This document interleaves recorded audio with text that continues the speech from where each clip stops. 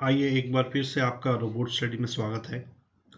और आज से मैं आपके लिए मैथ्स का जो अपनी क्वांटिटेटिव रीजनिंग वो एप्टीट्यूड वाली जो पोर्शन है उसमें वीडियोस लेके आ रहा हूँ। ओके, सो मैंने शुरुआत में 4-5 टॉपिक मैंने सोचे हैं मैं करवा दूंगा, जो कि आपके कॉम्पिटिटिव एग्ज़ाम्स में आने वाले जितने भी एग्ज़ाम्स हो रहे हैं उसमें काफ़ी इम्पॉर्टेंट है। और मैं थोड़ी कॉन्सेप्ट के साथ साथ मैं आपको शॉर्टकट दूंगा ताकि आप उसको ठीक से कर पाएँ।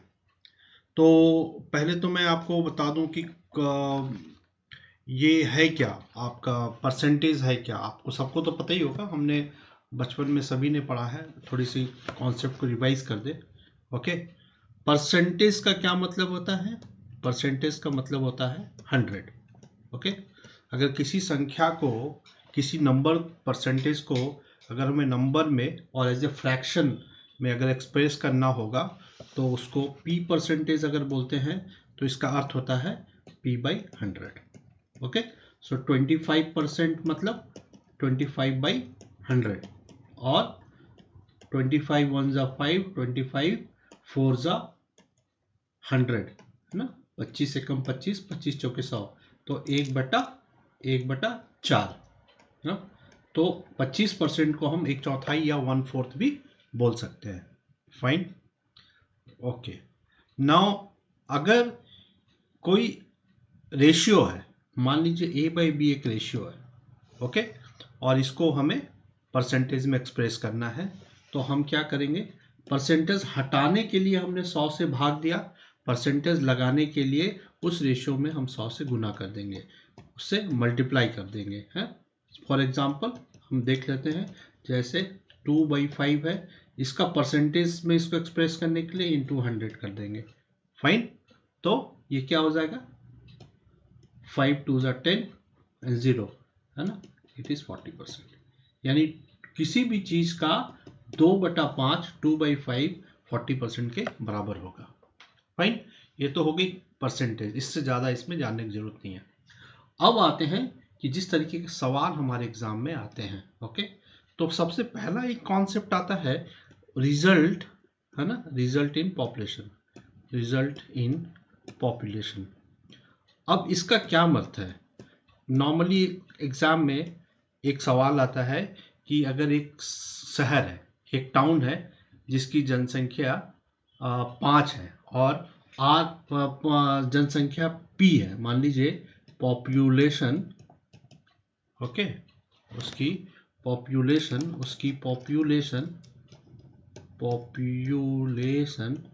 p है, हाँ, और एवरी ईयर, हर साल, हाँ, और एवरी ईयर, हाँ, कितने, मान लीजिए वो r% से इंक्रीज कर रही है, बढ़ रही है, ठीक है। तो उसकी जनसंख्या, है ना, तो उसकी पॉपुलेशन जो है, पॉपुलेशन और या जनसंख्या, है ना, आफ्टर एन ईयर, हाँ, जनसंख्या 10n साल के बाद क्या होगी? तो इसको हम ऐसे सीधा इस फॉर्म निकालते हैं, p1 + r/100 का पावर n। ठीक है, इसको एग्जाम्पल से देख लेते हैं। मान लीजिए किसी शहर की जनसंख्या, हाँ, जनसंख्या या पॉपुलेशन कितनी है? मान लीजिए 100 है, ओके, और हर साल 5% से बढ़ रही है ना, बढ़ रही है और इंक्रीज कर रही है? फाइन, तो 5 साल के बाद में कितना हो जाएगा? 5 ईयर्स में, आफ्टर 5 ईयर्स उसकी जनसंख्या कितनी हो जाएगी? तो हमने कहा p, तो उसकी ओरिजिनल संख्या 100 है, 1 प्लस किस रेट से बढ़ रही है? 5 के रेट से बढ़ रही है, डिवाइडेड बाई 100, तो कितना हो जाएगा? और इसके पावर 5 है, तो ये हो गया आपका 20, तो ये हो जाएगा आपका 100 इंटू 21/20⁵।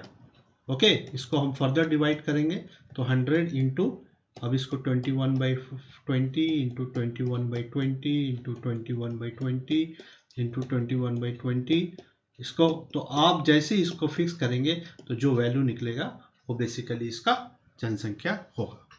फाइन, ये कॉन्सेप्ट मैंने आपको अभी बेसिक कॉन्सेप्ट बता रहे हैं, शॉर्टकट में आगे और भी बताऊंगा। Okay, now second concept, third इसमें आता है।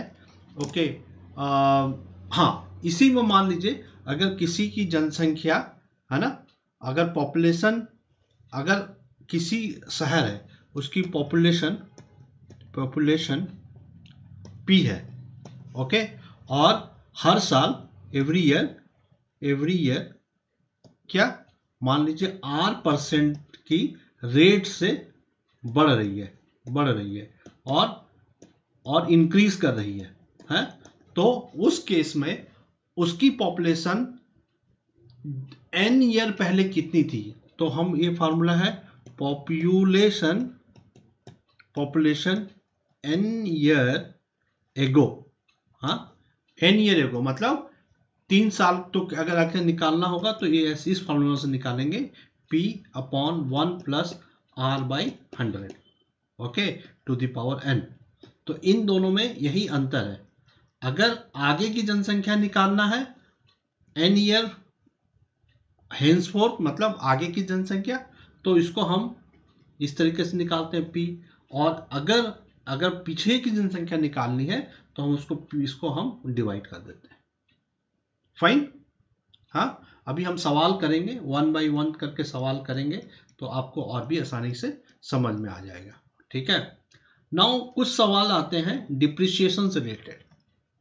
ओके, डिप्रिसिएशन मतलब उसके रेट में, उनके वैल्यूज में कमी आती है। ओके, तो एक है, मान लीजिए कि एक प्रेजेंट किसी एक मशीन है, हाँ, एक मशीन है जिसका प्रेजेंट वैल्यू P है ना, और ये X% की रेट से डिप्रिशिएट हो रहा है X% की रेट से। डिप्रिशिएशन रेट जो है उसका X% है, मतलब हर साल उसके वैल्यूज में X% का गिरावट आ रहा है।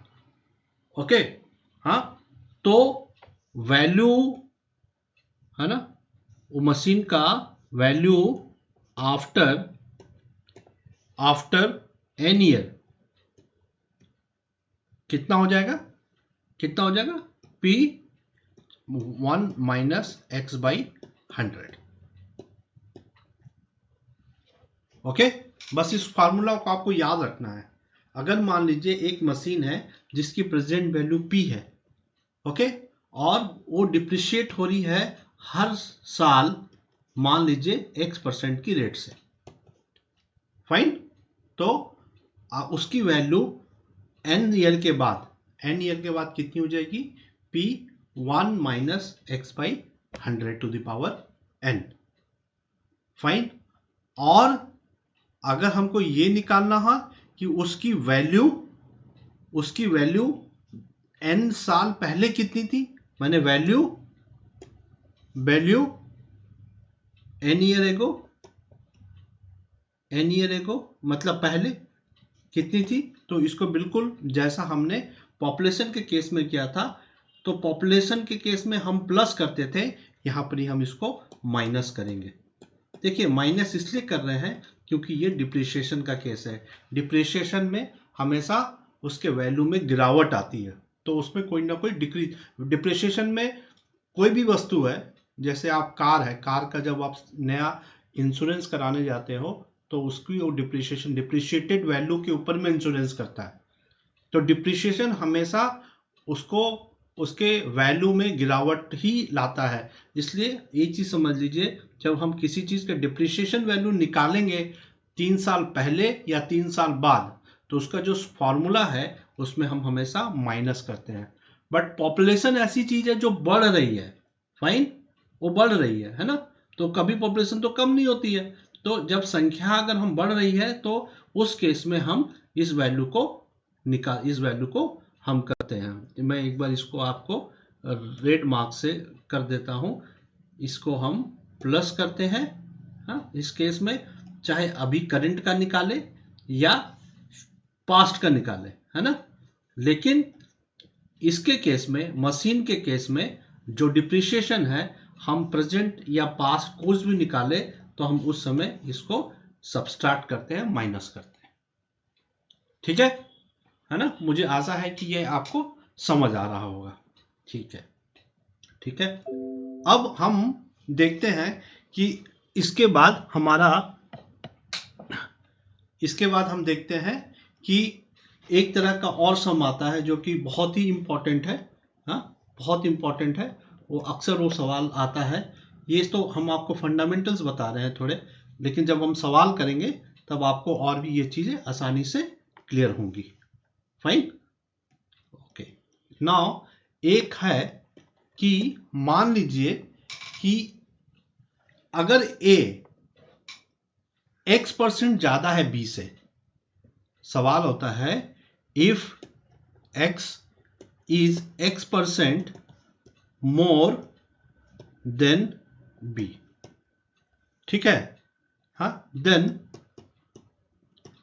b is less than a by। मान लीजिए हिंदी में अगर बोले तो यदि x, ओके, x नहीं, इसको मैंने x दो बार लिख दिया। यदि a x is x पर b से x% ज्यादा है, तो b x से कितना परसेंट कम है? सीधा सीधा ये है, तो जोड़ घटाव करना नहीं है। एक फार्मूला मैं आपको दे देता हूं, इसका है x by 100 plus x into 100 का परसेंट। जो वैल्यू आएगा उसका वैल्यू परसेंट होगा।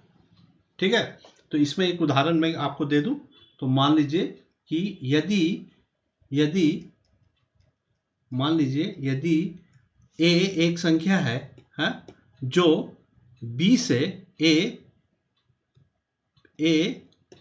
b से कितना 5% ज्यादा है। ठीक है, तो b a से कितना कम है ना? If a is 5% more than b, then b is how much percent less than a? तो हम क्या करेंगे? हम सिंपल ऐसे निकाल देंगे कि क्या करेंगे, हमको 5% हमें पता है, तो 5/105, 100 प्लस 5 तो 105 इंटू 100। ओके, तो कितना हो जाएगा हमारा? ये हो जाएगा 5/105 इंटू 100, और इसको बोलेंगे 500/105। इसको आप निकाल देंगे, जो निकलेगा यही आपका सम होगा। फाइन। इसी का विपरीत क्या होता है कि if a is x% less than b, okay, then b is how much percent more than a? अब यहां पर ही था कि यदि a x से 20% ज्यादा, इसका उल्टा हो गया, इसका ज्यादा उल्टा हो गया। अब तो इसके केस में कुछ करना नहीं है आपको, इसी फार्मूला में थोड़ा सा बदलाव है। क्या होगा? x/100 माइनस x, ओके, हाँ, इंटू 100, जो निकलेगा वो उसका परसेंटेज का आंसर हो जाएगा। ओके, तो दो सवाल है। क्या सवाल है? यदि a is x%, यदि a b से x% ज्यादा है तो b x से x% कितना कम है, उस केस में हम प्लस कर देंगे। फाइन। और यदि हमें ये पता है कि a x से b से x% कम है, तो b a से कितना ज्यादा है, तो उस केस में हम माइनस कर देंगे। फाइन, ठीक है। अब ये तो हमारे हो गए। इसके अलावा मैं आपको सलाह दूंगा, ये जो कॉन्सेप्ट था 15 मिनट का, इसके अलावा आपको कुछ फ्रैक्शंस है जो आपको याद कर लेने चाहिए।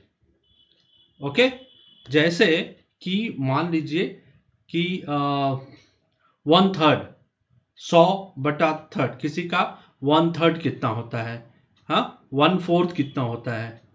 ओके, हाँ, जैसे कि 1/2 ये चीज़ आप देख लीजिए, इसको मैं एक अंडर कैटेगरी में ही डालता हूँ कि जैसे 1/100 ओके कितना होता है, हाँ तो ये डिसमल हटेगा तो 0.01, हाँ 1/2 इज हाउ मच, 1/2 इज 50%, अगर इसको हम परसेंटेज में काउंट करेंगे, ठीक है ना। 1/3 कितना हो जाएगा, अगर परसेंटेज में इसको लाना है तो हम क्या करेंगे, 1/3 into 100 is equal to 100/3 equal to 33.33। तो मैं आपको क्या करूंगा, इस वीडियो के साथ में एक चार्ट दे दूंगा, ठीक है। वो चार्ट में इसको हम बोलेंगे conversion of fraction into percentage. ये सब फ्रैक्शन है ना, इसको अगर फ्रैक्शन है, इसको अगर हम अगर कन्वर्ट करेंगे परसेंटेज में तो हम कैसे, उसका क्या वैल्यू होगा, फाइन है ना। तो जैसे 1/12, हाँ 1/12 इंटू 100 अगर परसेंटेज में करेंगे तो हो जाएगा 100/12, फाइन, ठीक है। तो फिर इसकी जो वैल्यू होगी परसेंटेज में, अगर आप याद करके रखेंगे तो एग्जाम में आपको सुविधा होगी, ठीक है। तो हमने आपको क्या कॉन्सेप्ट बताए, पहले कॉन्सेप्ट तो हमने बताए हैं, ये बेसिकली मेजर कॉन्सेप्ट, बट इसके साथ में हम एग्जाम करेंगे, हम अभी आपको शॉर्टकट नेक्स्ट एक्सरसाइज में बताऊंगा मैं, ठीक है। एक तो हमने आपको बताया पॉपुलेशन के केस में आप क्या करेंगे, अगर किसी शहर की जनसंख्या R% की रेट से हर वर्ष बढ़ रही है तो n साल के बाद में उसकी जनसंख्या कितनी हो जाएगी, अगर ये निकालना है तो हम इस फार्मूला से निकाल सकते हैं, ओके। आफ्टर n ईयर, आप समझ लीजिए आफ्टर n ईयर। लेकिन अगर सवाल ऐसा पूछता है कि n ईयर के पहले कितनी थी, तब हमको इस फार्मूला से निकालेंगे, उसमें हम गुना करते हैं, इसमें हम भाग दे देते हैं, ओके। दूसरा हमने एक डिप्रिसिएशन का सवाल पूछा, डिप्रिसिएशन ये बहुत इंपॉर्टेंट क्वेश्चन है, आप समझ लीजिए डिप्रिसिएशन है ना, ये नॉर्मली मशीन में कैपिटल फिक्स एसेट में ये होता है, कॉमर्स के विद्यार्थी इसको अच्छा से समझ पा रहे होंगे। तो अगर मान लीजिए किसी चीज का प्रेजेंट वैल्यू P है और उसकी डिप्रिसिएशन X% की रेट से हो रही है, तो उसकी वैल्यू n साल के बाद में इस फार्मूला से हम निकाल लेंगे, और उसकी वैल्यू n ईयर के पहले कितनी थी, तो बिल्कुल डिवाइड, आप देखिए पॉपुलेशन और इसमें केवल प्लस एंड माइनस का फर्क है, ठीक है। और इसके बाद हमने एक कॉन्सेप्ट देखा x एंड y, ये सवाल बहुत आता है कि यदि x a is x% more than, यदि a b से x% ज्यादा है तो b a से कितना परसेंट कम है, तो बिल्कुल घबराने की जरूरत नहीं है, गुणा भाग सीधा फार्मूला लगाइए, ये फार्मूला है ना, 100% इलाज है इसका, यानी x/100 प्लस x इंटू 100, हाँ। और अगर इसी को उल्टा हम बोले कि यदि a x से b से x% कम है तो b कितना ज्यादा है a से, तो उसके लिए हम क्या करेंगे, इस फार्मूला का इस्तेमाल करेंगे, ठीक है। तो यहां भी हमने आपको दो फार्मूला बता दिए, ठीक है, फाइन, ओके। तो अभी मुझे विश्वास है कि आपको, ठीक है, तो अभी मैंने आपको दो फार्मूला बता दिए, तो अभी आप मुझे विश्वास है कि आपको ये दोनों चीज अच्छी तरीके से समझ आ गया होगा, फाइन, ठीक है। अब अगले सेशन में हमने बताया आपको एक चीज और कि फ्रैक्शन को परसेंटेज में कैसे कन्वर्ट करेंगे, तो इस वीडियो के साथ मैं आपको वो भी चार्ट भी दे दूंगा, तो उस चार्ट को आप देखेंगे तो आपको बिल्कुल समझ में आ जाएगा, ठीक है। तो लगे रहिए, है ना, अगले एक्सरसाइज से हम इसमें क्वेश्चन आंसर करने वाले परसेंटेज का, फिर उसके बाद हम टाइम एंड वर्क करेंगे, टाइम एंड डिस्टेंस करेंगे, है ना, और नंबर्स वाले भी एक्सरसाइज करेंगे, ताकि आपको आने वाले एग्जाम में आपकी तैयारी दुरुस्त हम कर सकें, ठीक है। बहुत बहुत धन्यवाद। हमें सब्सक्राइब करते रहिए, ये आपसे रिक्वेस्ट है हमारी, क्योंकि आप सब्सक्राइब नहीं कर रहे हैं तो इससे हमारा मोटिवेशन बहुत ज़्यादा नहीं बढ़ रहा है। ठीक है, अगर आप चाहते हैं कि हम इस तरीके से आपके लिए मेहनत करूं और आपके लिए वीडियो बनाए तो आप आइए। ठीक है, आप हमारा लाइव 5 बजे मैं लाइव आता हूं, आप लाइव भी आइए और हमारे साथ क्वेश्चन कीजिए, रीजनिंग कीजिए और हमारे साइंस के, तो हमारे चैनल में आपको फिजिक्स, केमिस्ट्री, मैथ्स, रीजनिंग का सारा मटेरियल मिलेगा हर एग्जाम्स के लिए। ठीक है, thank you, keep watching, subscribe us and stay tuned.